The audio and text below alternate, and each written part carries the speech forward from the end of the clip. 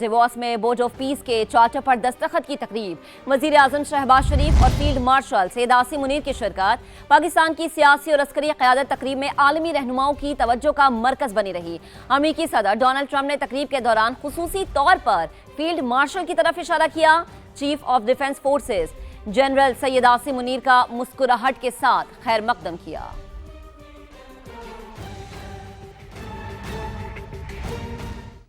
तो मशरक़ी वुस्ता में पायदार अमन के लिए बड़ा ब्रेक थ्रू। डिवोर्स में गजा पीस ऑफ बोर्ड के मुसव्विदे पर 20 ममालिक ने दस्तखत कर दिए। अमरीकी सदर, वजीर आजम शहबाज शरीफ समेत दीगर आलमी रहनुमाओं ने चार्टर पर दस्तखत किए। गजा के पायदार अमन की जानिब एक और कदम। डेवोस में गजा बोर्ड ऑफ पीस के चार्टर पर दस्तखत की तारीखी तकरीब। अमरीकी सदर डोनाल्ड ट्रंप के गजा बोर्ड ऑफ पीस के बाकायदा ऐलान के बाद आलमी रहनुमाओं ने दस्तखत किए। वजीर आजम पाकिस्तान शहबाज भी गजा बोर्ड ऑफ पीस के मुसव्विदे पर साइन किए। तुर्किया, कतर, उर्दन, Saudi Arab, UAE, Indonesia, Uzbekistan, Paraguay, Kazakhstan, Mongolia, Kosovo, Hungary और बल्गारिया के रहनुमाओं ने भी चार्टर पर दस्तखत किए। सदर डोनाल्ड ट्रंप ने तकरीब से खिताब में कहा, बोर्ड ऑफ पीस पर अक़वाम मुत्तहिदा समेत दीगर ममालिक के साथ काम जारी रखेंगे। As we succeed with Gaza, we're going to be very successful in Gaza. It's going to be a great thing to watch, and we can do other things. तमाम ममालिक के साइन होने के बाद अमरीकी सदर डोनाल्ड ट्रंप ने भी बोर्ड ऑफ पीस के मुसव्विदे पर दस्तखत करके तमाम रहनुमाओं का शुक्रिया अदा किया। अमेरिकी सदर का एक बार फिर पाक भारत जंग खत्म कराने का तस्करा। 9 माह के दौरान दुनिया में 8 जंगें बंद कराईं। डिवोर्स में बोर्ड ऑफ पीस से खिताब में कहा कि पाकिस्तान और भारत दोनों एटमी कुव्वतें थीं। पाकिस्तानी वजीर आजम ने कहा कि आपने करोड़ लोगों की जानें बचाईं। मैंने ईरान, इसराइल, कोसोवो, सर्बिया समेत दीगर जंगें बंद कराईं। आज दुनिया 1 साल पहले के मुकाबले में ज्यादा खुशहाल, ज्यादा महफूज और कहीं ज्यादा पुरअमन है। Today, the world is richer, safer, and much more peaceful than it was just 1 year ago. A lot of people didn't know, including me, that some of those wars were going on. And some of them were going on for, in one case, 32 years, in another case, 35 years, and another one, 37 years. We were very happy to stop the war that had started with India and Pakistan, 2 nuclear nations. And I was very honored when the Prime Minister of Pakistan said President Trump saved 10 and maybe 20 million lives. वजीर आजम शहबाज शरीफ और field marshal Syed Asim Munir की divorce में आलमी इक्तिसादी forum के सालाना इजलास में शिरकत। वजीर आजम और फील्ड मार्शल फोरम में शरीक आलमी रहनुमाओं की तवज्जो का मरकज। वजीर आजम और फील्ड मार्शल ने आलमी रहनुमाओं से गैर रस्मी खुशगवार मुलाकातें की।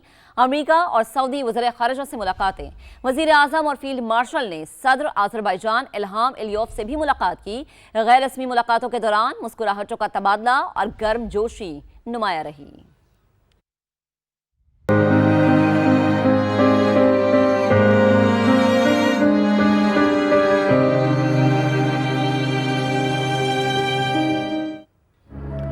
सानहे के छठे रोज भी गुल प्लाजा में रेस्क्यू एंड सर्च ऑपरेशन जारी है। मलबे से मजीद इंसानी बाकियात मिल गई। रेस्क्यू इदारों ने 2 बैग्स में बाकियात निकाली।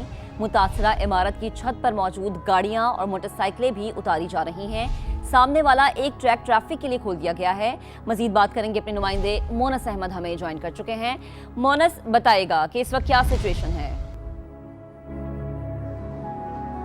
देखिए महक, बिल्कुल छठा रोज़ है। आज भी जो ज़िला इंतज़ामिया है, SBCA की टीमें और जो रेस्क्यू वर्कर्स हैं वो यहाँ पर मौजूद हैं और सर्च ऑपरेशन इस वक्त भी जारी है। अब से तकरीबन आधे घंटे कबल यहाँ पे कुछ इंसानी बाकियात हैं वो मिली हैं रेस्क्यू वर्कर्स को, जिन्हें बैग्स में डाल के अस्पताल रवाना कर दिया गया है। जो डिप्टी कमिश्नर साउथ हैं जावेद नबी खोसो, उनसे हमारी बात हुई है। उनका ये दावा है कि 70% जो ऑपरेशन है सर्च का वो मुकम्मल कर लिया गया है और कोशिश ये की जा रही है कि इसको जल्द अज जल्द मुकम्मल किया जा सके। साथ ही वो ये कहते थे कि आज और कल कराची में बारिश का इम्कान है। यहाँ पे दोपहर में बारिश भी हुई थी। उनका ये कहना था अगर तेज़ बारिश होती है तो इस ऑपरेशन को हमें रोकना पड़ेगा। लेकिन आज छठा रोज़ है जब से ये आग लगी, तो उसके बाद से रेस्क्यू का ऑपरेशन जारी था। अब सर्च ऑपरेशन यहाँ पे जारी है। इस वक्त भी जो छत के ऊपर पार्किंग की गई थी गाड़ियाँ बहुत सारी, उनमें से मोटरसाइकिलें जो थी उनको उतारने का सिलसिला एक मरतबा फिर शुरू किया गया है। क्रेन मंगवाई गई है। साथ ही जो यहाँ पे रेस्क्यू वर्कर्स हैं वो ये कोशिश कर रहे हैं कि जो बकियत 30% इमारत का हिस्सा है जहाँ तक अब तक वो रसाई हासिल नहीं कर सके हैं वहाँ पे पहुँचा जा सके, क्योंकि यहाँ पे जो हैवी मशीनरी है उसके ज़रिए ना सिर्फ मलबा उठाया जा रहा है बल्कि जो जिस जगह से बिल्डिंग कोलैप्स की गई थी वहाँ से कोशिश ये की जा रही है कि जो हैवी मटीरियल है उसको उठाया जा सके, ताकि वहाँ पे भी अगर कोई इम्कान है कि किसी की बॉडी हो तो उसको यहाँ से निकाला जा सके। साथ ही इस वक्त एमए रोड पे जो तकरीबन 5 रोज़ से ट्रैफिक मुअत्तल थी, मरकज़ी शाहरा है कराची की, ये अब एक ट्रैक जो कि मज़ार-ए-क़ाइद से टावर की तरफ जाने वाला है उसको ट्रैफिक के लिए खोल दिया गया है और वहाँ पे ज़िंदगी जो है दोबारा रवा दवा है, क्योंकि वहाँ पे कारोबार भी अब ऑन कर दिया गया है और ट्रैफिक को बहाल कर दिया गया। मोनस बेहद शुक्रिया, आप हमारे साथ मौजूद थे, इस अहम मामले पर गुफ्तगू कर रहे थे। तो सानिया गुल प्लाजा के हवाले से हमें मोनस ने अपडेट किया। एमक्यूएम का कराची को विफाक के हवाले करने का मुतालबा सामने आया है। मुस्तफा कमाल कहते हैं कि शहर अकायद को पाकिस्तान का दारुल हुकूमत बनाया जाए। 18वीं तरमीम से हमारी नस्ल कुशी की जा रही है। रियासत ने हमें किन लोगों के हवाले कर दिया? हमारी बस हो चुकी है। जमहूरियत के नाम पर दहशतगर्दी बंद की जाए। जबकि वजीर इत्तला सिंध शर्जील इनाम मेमन ने जवाब दिया कि क्या 18वीं तरमीम खत्म करने से सानेहात रुक जाएंगे? बातें वो कर रहे हैं जिन्होंने अपने हाथों से लोगों को जिंदा जलाया। बल्दिया फैक्ट्री में भत्ते के लिए आग लगाई गई। सानह 12 मई को आपने चुन चुन कर लोगों को मारा। दोनों रहनुमाओं में हुई लफ्जी जंग आपको दिखा देते हैं।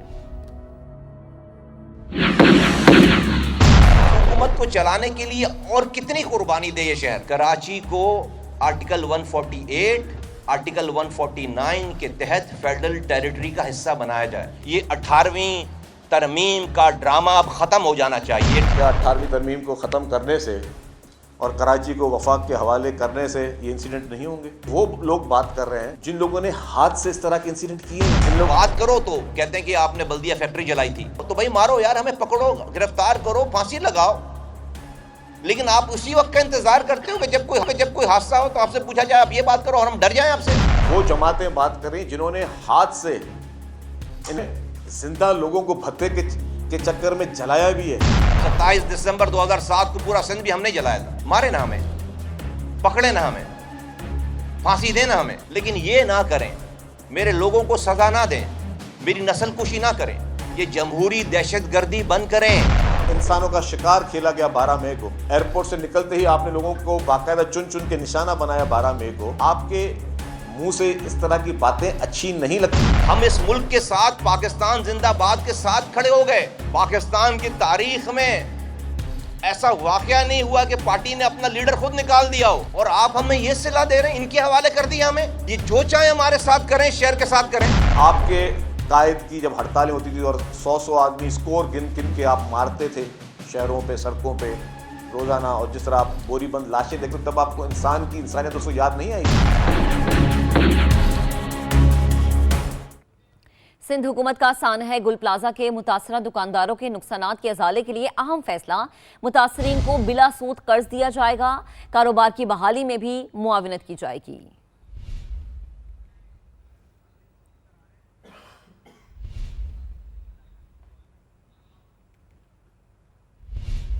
आगे बढ़ते हैं। सानह गुल प्लाजा में अमवात की तादाद 61 हो गई। मजीद इंसानी बाकियात मिल गई हैं। 2 बैग्स में निकाला गया ये सामान, जिससे मुतालिक आपको अपडेट करें। जबकि दूसरी जानिब इमारत में आग लगी या फिर लगाई गई। तहकीकाती हुकाम ने मलबे की फॉरेंसिक जांच कराने का फैसला कर लिया है।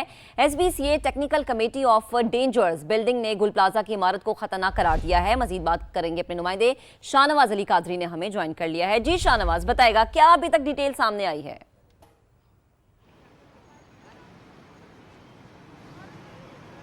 देखिए, जब से गुल प्लाजा में आग लगी है सबके जहनों में यही सवाल है कि आखिर आग इतनी तेज़ी से कैसे फैली, क्यों नहीं बुझाई जा सकी और क्या सब्सटेंस था कि जिसने जो है आग को बुझने नहीं दिया। इन तमाम सवालों के जवाब लेने के लिए अब जो तहकीकाती इदारे हैं उनकी जानिब से एक स्पेशल कमेटी बनाई गई है और अब वो कमेटी यहाँ पर आएगी और यहाँ पर जो उनके साथ रेस्क्यूअर होंगे उनके साथ मिलकर यहाँ पर जो मलबा है उसके जो है सैंपल्स लिए जाएंगे और सैंपल जो है उसका फॉरेंसिक कराया जाएगा और पता लगाया जाएगा कि आखिर क्या वजूहत थी कि ये आग जो है जलती ही चली गई। अब से कुछ देर कबल यहाँ पर जो SBC की जो खुसूसी टीम है, जो डेंजर्स कमेटी भी इसका कहा जाता है, वो यहाँ पर आई थी। उसने यहाँ पर विजिट किया और बताया कि अब ये जो इमारत है सिर्फ गिर सकती है और इसका कोई और हल नहीं है, इसको फौरी तौर पर गिराया जाने का उनकी जानिब से रिकमेंडेशन दी गई है। और उनका ये कहना है कि जो मुत्तसिल जो बिल्डिंग्स हैं जिसके बारे में कहा जा रहा था कि उसको भी सील कर दिया जाएगा, जिसमें रिम्पा प्लाजा है और गुल तिजारा है, इन दोनों जो इमारतों को उन्होंने बाकायदा तौर पर दोबारा विजिट किया है और उनका कहना है कि दोनों इमारतें जो है जो कारोबार करने के लिए लायक हैं, यहाँ पर जो है ज़्यादा नुकसान नहीं हुआ है। सिर्फ रिम्पा प्लाजा की जो पार्किंग एरिया है वो मुतासिर हुआ है और वो इतनी खतरनाक नहीं कि इसको सील कर दिया जाए। तो ये ताजिरों के लिए खुशखबरी है कि तमाम जो ताजिर परेशान थे और कह रहे थे कि यहाँ पर जो है उनका जो दुकानें हैं या कारोबार है वो ख़त्म हो जाएगा, तो उनके लिए खुशखबरी यही आई है कि अब वो यहाँ पर वो कारोबार कर सकेंगे और बहुत जल्द इस बिल्डिंग की जो है इमारत है, जो मलबा बचा है, उसको यहाँ से गिरा दिया जाएगा और उसको यहाँ से साफ करने के बाद जो है कारोबार करने की इजाज़त दे दी जाएगी। यहाँ से जो इंसानी बाकियात हैं वो भी मिल रहे हैं और अब से कुछ देर कबल ही यहाँ पर 2 जो बड़े बैग्स के अंदर इंसानी बाकियात को मुंतकिल किया गया है। गुल तिजारा से मुत्तसिल जो इमारत गुल प्लाजा की है, फर्स्ट फ्लोर से वहाँ से कुछ बाकियात मिले हैं। यहाँ पर जो मोटरसाइकिल है। शाहनवाज, आप हमें अपडेट कर रहे थे तमाम तर मामले से मुतालिक, आपका बेहद शुक्रिया। आगे बढ़ेंगे। पंजाब हुकूमत का दहशतगर्दी और इंतहा पसंदी के खात्मे का mission national action plan committee Punjab का महकमा दाखिला में इजलास हुआ है। रिवाइज्ड नेशनल एक्शन प्लान पर मुकम्मल अमल दरामद का फैसला कर लिया गया। मजीद बात करेंगे ब्यूरो चीफ लाहौर ज़ीशान बख्श हमें ज्वाइन कर चुके हैं।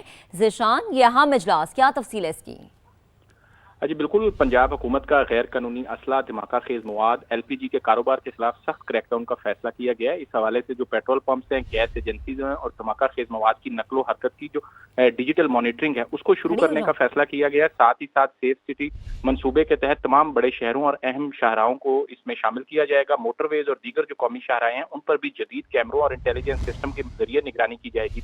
इसके साथ साथ मुल्क भर में जो गदागरी का नेटवर्क है उसको तोड़ने के लिए ऑपरेशन शुरू करने का फैसला किया गया और बैरून मुल्क जाने के निजाम पर FIA और दीगर जो इदारे हैं उनकी मदद ली जाएगी। इसी तरह स्मगलिंग, मंशियात और पावर थ्रेड के नेटवर्क जो है उनको तोड़ने का फैसला किया गया और एक्साइज, कस्टम्स और एंटी नारकोटिक्स की मदद से पुलिस और दीगर इदारे डाटा शेयरिंग करेंगे। सिर्फ यही नहीं, इंडस दरिया पर कायम जो पुल हैं और उनके ऊपर भी डिजिटल ठीक है ज़ीशान, आपका बेहद शुक्रिया। कराची के मुख्तलिफ इलाकों में ठंडी हवाओं के साथ बारिश, सर्दी बढ़ गई है। रात को शिद्दत में मजीद इजाफे का इम्कान है। सुरजानी टाउन, सदर, गार्डन, नाजिमाबाद, लियाकताबाद में बादल बरसे। न्यू कराची, गुलशन मेमार और गुलिस्तान जौहर समेत मुख्तलिफ इलाकों में भी बारिश हुई। मेयर कराची मुर्तज़ा वहाब ने बल्दिया उज़्मा की तमाम टीमों को अलर्ट रहने की हिदायत कर दी है। पानी के बरवक्त अखराज के लिए तमाम पंपिंग स्टेशन को फाल कर दिया गया।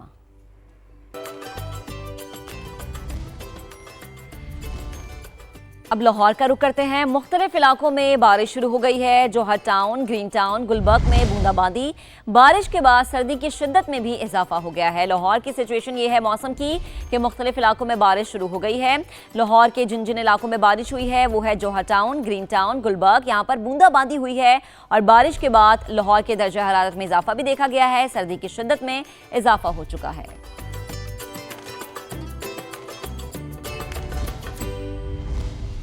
जबकि कोयटा समेत बलोचिस्तान के मुख्तलिफ इलाकों में मौसम सरमा की पहली बर्फबारी। शहरियों के चेहरे खुशी से खिल उठे। तफरीही मकामात का रुख कर लिया। सुबह सवेरे गरम गरम नाश्ते पर हाथ भी साफ किया। मोहम्मद आतिफ रिपोर्ट करेंगे।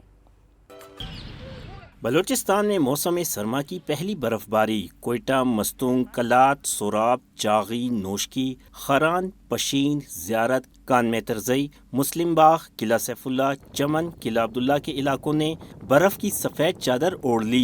कई इंच बर्फ ने हर सू सफ़ेदी बिखेर दी। बर्फबारी के बायस शहरियों के चेहरे खुशी से खिल उठे। वीडियोस बनाई और एक दूसरे के ऊपर बर्फबारी भी फेंकी, बहुत मज़ा किया। मामूल के मुताबिक वॉक पर आते थे, तो आज जब वॉक के लिए उठे तो पूरा कोयटा जो ना वो सफ़ेद हुआ था, तो बड़ा मज़ा आ रहा है। और लोगों को यही कहेंगे कि एंजॉय करें। लोग भी सेल्फियां बना रहे हैं, हम भी सेल्फियां बना रहे हैं, एंजॉय कर रहे हैं। बस अच्छा व्यू बहुत प्यारा आ रहा है। ठंडे ठंडे मौसम में शहरियों ने हलवा पूरी, चने समेत चटपटे नाश्तों पर हाथ भी साफ किया। महकमे मौसमियात के मुताबिक बारिश और बर्फबारी का सिलसिला आइंदा 24 घंटों में भी जारी रहेगा। PDM में और नेशनल हाईवे का अमला कौमी शाहराहों से बर्फ हटाने में मसरूफ है। कैमरामैन शहजाद अनवर के साथ मोहम्मद आतिफ, समा, क्वेटा। अहम खबर रहा मुलाकात वजीर आजम, नायब वजीर आजम इसहाक डार और फील्ड मार्शल की तुर्क वजीर खारजा से मुलाकात हुई है। नायब वजीर आजम ने एक्स पर पैगाम में कहा कि मुलाकात के दौरान खुशगवार माहौल में गुफ्तगू हुई है और आपको अपडेट करें कि वजीर आजम या मोहम्मद शहबाज शरीफ, नायब वजीर आजम इसहाक डार और फील्ड मार्शल की तुर्क वजीर खारजा से अहम मुलाकात। नायब वजीर आजम ने एक्स पर पैगाम में ये लिखा है कि मुलाकात के दौरान खुशगवार माहौल में गुफ्तगू हुई, खुशगवार जुमलों का तबादला हुआ।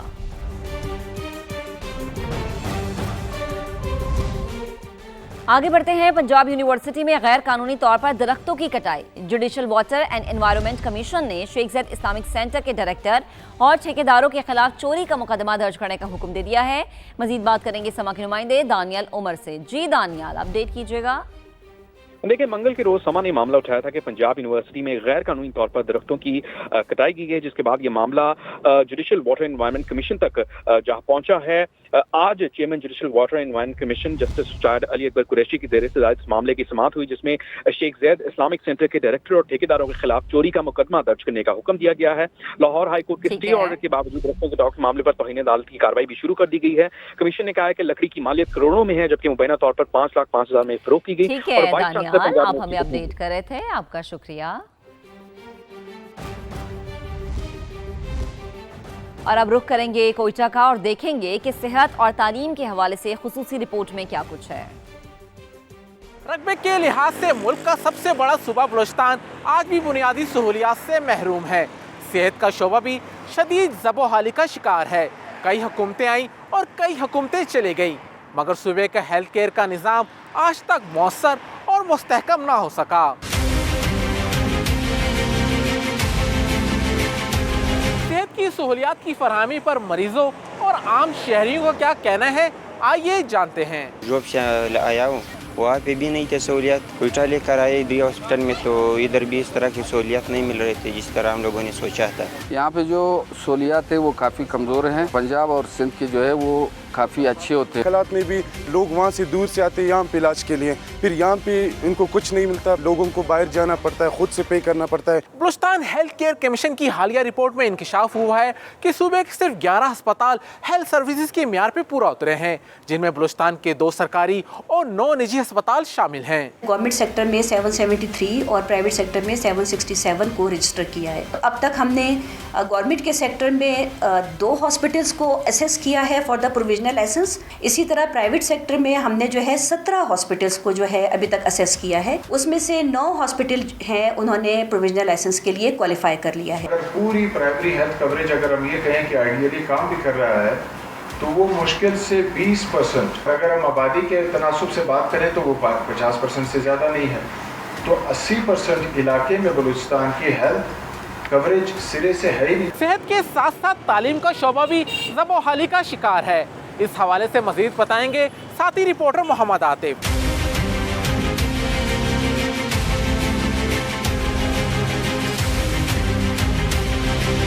शुक्रिया नूर। बलूचिस्तान में अगर तालीम की बात करें तो ये शोबा तवील अरसे से पसमानदगी का शिकार है।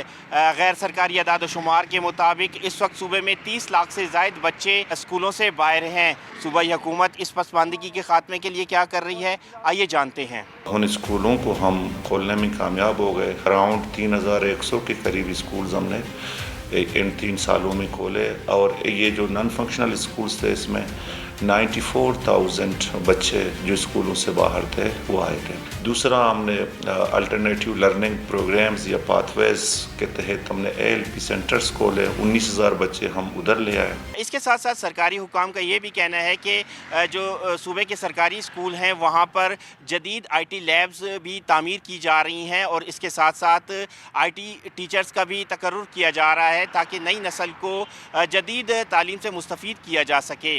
कैमरामैन अब्दुल वहीद, शहजाद अनवर और साथी रिपोर्टर नूरुल आरफीन के साथ मोहम्मद आतिफ, समा, क्वेटा। कराची फैटलबी एरिया में मैन होल में गिरने वाले शख्स की लाश निकाल ली गई है। तर्जुमान रेस्क्यू 1112 के मुताबिक आज दोपहर में एक शख्स के मैन होल में गिरने की तला मिली, जिस पर वाटर रेस्क्यू टीम, गोताखोर और एम्बुलेंस रवाना की गई। टीम ने मैन होल में गिरने वाले शख्स की लाश निकाल ली है। मुतवफ़ी की शनाख्त 70 बरस के इनायत के नाम से हुई है।